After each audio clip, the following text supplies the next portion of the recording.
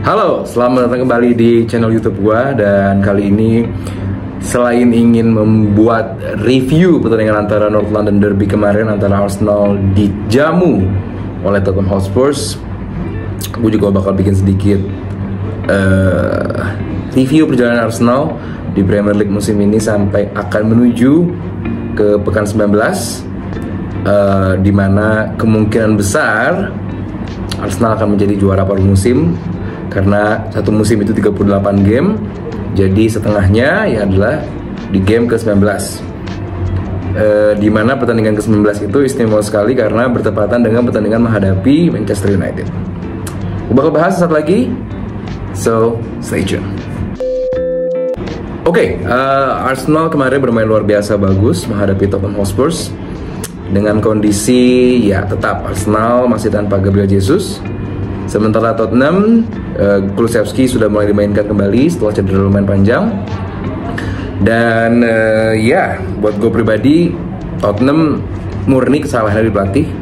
Karena dengan materi pemain seperti itu tidak layak harusnya bermain senegatif itu juga. Kita lihat bagaimana skuad saat memulai pertandingan. Arsenal tetap dengan formasi 4-3-3 atau 4-3-1, di mana Ramsdale menjadi kiper, Zinchenko bek kiri, Saliba dan juga Gabriel. Di kanan ada Ben White, tengahnya ada Partey dan juga Granit Xhaka. Lalu ada nomor 10 bernama Odegaard. Di depan Martinelli dan Saka menemani pengganti dari Gabriel Jesus yang sedang cedera, Nketiah. Sementara Tottenham kemarin dengan 3-4-3-nya, di belakang Dyer, Langley dan juga Romero. Dengan fullback kanan kirinya ada Sessegnon dan juga Doherty, tengahnya ada si Bissouma dan juga Sarr dan juga Højbjerg, depannya Kane, Son dan juga yang gue bilang tadi Kulusevski sudah kembali mulai bermain. Pertandingan di babak pertama Arsenal total menguasai jalan laga. Tottenham ya ngejar banget, nampak kesulitan Tottenham untuk keep up dengan permainan Arsenal, walaupun bermain dalam riuh rendahnya, nggak tahu ya riuh rendah atau enggak. Intinya bermain di kandang sendiri di Tottenham Hotspur Stadium. Gue kemarin ada kesempatan untuk bikin live reaction juga di salah satu channel YouTube. Dan babak pertama total milik Arsenal. Hugo Lloris, to be fair, melakukan beberapa penyelamatan bagus di babak pertama sampai akhirnya di menit 14. Bukayo Saka melakukan sebuah hal yang pernah dilakukan kepada gawang Crystal Palace, di mana fullback dari Tottenham, Sessegnon, telat menutup dari Saka, sempat menutup, pada akhirnya cuma kehilangan beberapa step. Saka shoot dengan kaki kanan, lalu bola deflect, ditepis niatnya oleh Lloris, cuma deflect ke gawang sendiri. That's why dihitung on goal oleh Lloris. Memasuki babak kedua, sebenarnya Tottenham sudah mulai bangkit, sudah mulai keluar dari pola permainan mereka di babak pertama yang sangat negatif. Beberapa kali menyerang, beberapa kali menguasai di final third-nya Arsenal. Namun beberapa kali juga peluangnya dimentahkan oleh Ramsdale.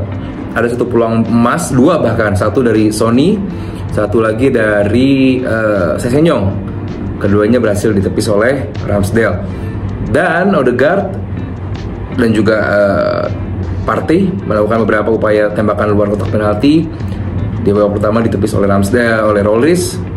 Terus juga sempat Partey kena tiang dan Odegaard sempat menendang jarak jauh juga, dan akhirnya gol cipta 2-0.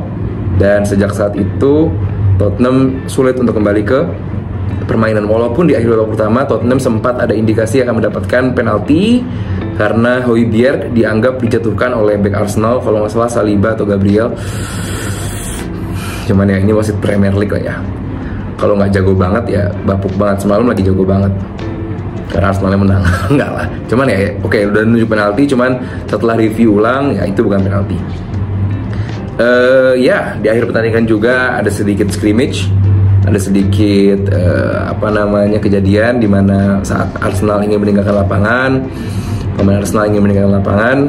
beberapa pemain kayak nggak senang dengan Arsenal yang lama meninggalkan lapangan, padahal Arsenal ingin menyapa fans Arsenal sendiri.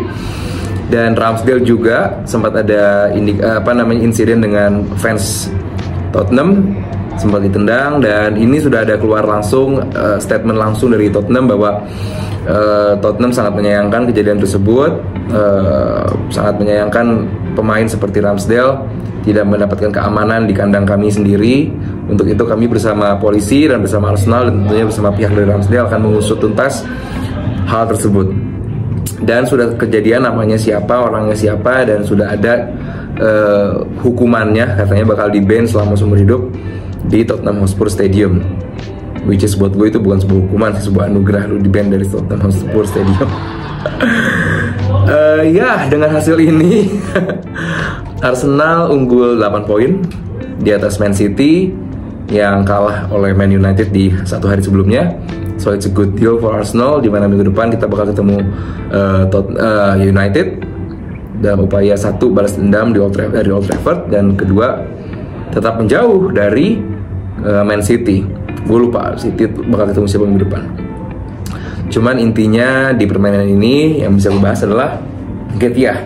Lagi-lagi Nketiah sebagai pengganti Gabriel Jesus tampil cukup oke. Tampil cukup percaya diri, tampil cukup tenang, dan berhasil, ya walaupun nggak bikin gol, tapi ya bisa menjadi seorang nomor 9 di depan gitu. Sempat mendapatkan 2 atau 3 peluang, gue lupa, dan ditepis oleh Lloris, artinya shot on goal. Hal yang sulit dilakukan oleh Man City saat ini, karena dalam 2 game terakhir mereka baru bikin 1 shot on goal. Cuman Nketiah ini luar biasa, bermain cukup bagus, menjadi link antar pemain. Dia bukan out and out striker, dia mundur ke belakang untuk menyebut bola, menjadi penyuplai bola juga, dan intinya gue senang dengan Nketiah. Tapi tetap kalau gue harus memilih satu pemain, ya antara Ramsdale dan juga Granit Xhaka. Cuman ya buat gue pribadi, mungkin ini berbeda dengan kalian, buat gue Granit Xhaka adalah best player Arsenal so far di season, karena menjaga kedalaman lini tengah, menjadi body tambahan di kotak penalti. Saat dia maju, Zinchenko masuk ke posisinya Xhaka. Artinya Xhaka ini bermain sangat amat fluid, sangat amat tenang, dan menjadi pemain yang lawan bisa memikir bahwa oh, di Arsenal ada pemain senior nih, kita nggak bisa mengintimidasi mereka. Dan kayak waktu lawan Liverpool juga, Xhaka adalah satu-satunya orang yang berani crawling dengan pemain-pemain Liverpool. Artinya ya satu pemain ini cukup cukup bikin lawan juga mikir bahwa Arsenal ini nggak semuanya pemain muda, ada pemain seniornya yang punya pengalaman. Sementara Tottenham sendiri tetap buat gue yang salah pelatihnya. Gue nggak lihat juga sih Daniel Levy dan juga CEO-nya atau siapa pembesar dari Tottenham akan dalam waktu dekat melepas Conte ya, kecuali ada nama besar atau nama pelatih besar yang siap didatangkan. Dan buat gue nggak dalam dekat-dekat musim ini, kecuali mungkin Tottenham bisa finish 4 besar, Conte bisa stay. Jadi harapan gue Tottenham bisa finish 4 besar biar bisa stay di Tottenham dan tetap ngelawak. Artinya Tottenham kalah kandang tandang bersama Arsenal musim ini. Di pertemuan pertama di Arsenal 3-1, sekarang 2-0. So far ya itu aja review dari pertandingan malam tadi. Next Arsenal akan menghadapi United, dan sekarang gue bakal bahas apa sih yang sebenarnya bikin Arsenal bagus musim ini. Oke, Arsenal menuju paruh musim tetap di atas, unggul 8 poin dari City so far. Kalaupun kalah dari United dan City-nya menang, berarti masih unggul 5 poin. Ya, gue seneng pribadi sebagai pengamat sepak bola dan juga sebagai fans Arsenal. Gue seneng karena Arteta yang diberikan beban berat somehow so far sukses doang ya. Patut kita apresiasi dengan materi pemain yang ada, dengan materi cadangan yang seperti itu. Kita lihatlah praktis pemain pengganti reguler Arsenal ya, Fabio Vieira, Tomiyasu, dan El Neni. Ini 3 pemain yang menjadi pemain ganti reguler. Setiap permainan ya, setiap game pemain penggantinya ini aja, karena Arsenal gak punya banyak pilihan di bench. Artinya ya udah itu aja, dan dengan materi yang gitu-gitu aja Arsenal so far menjadi pemuncak klasemen. Buat gue ini sukses, walaupun belum ada jaminan Arsenal bakal juara, tapi buat gue so far sukses. Dan apa sih sebenarnya yang bisa di highlight dari musim ini? Oke, pertama adalah pairing antara Gabriel dan juga Saliba. Mungkin awal musim kedua nama ini bukan menjadi yang paling difavoritkan untuk menjadi duet paling bagus gitu ya. Masih ada nama-nama seperti Varane dan juga Martinez, masih ada Koulibaly dan juga Thiago Silva, masih ada Romero dan juga Dier atau Lenglet, banyak lah. Ya tentu aja ada Van Dijk bersama Matip.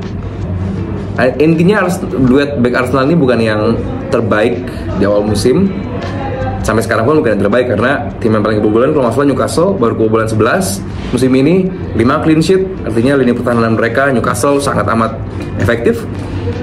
Tapi dengan demikian Arsenal bagus dalam distribusinya gitu loh, bahwa dua back ini distribusi mereka cukup bagus. Kita bisa lihat beberapa kali Ramsdale saat akan melakukan build up serangan, mereka passing ke dua center back ini, lalu mereka dengan tenang cukup link up dengan pemain tengah ataupun fullbacknya. Walaupun beberapa kali kedua pemain ini sering salah passing. Kita ingat waktu Arsenal menghadapi Fulham, Gabriel salah passing ke Mitrovic, Saliba juga sempat salah passing minggu lalu.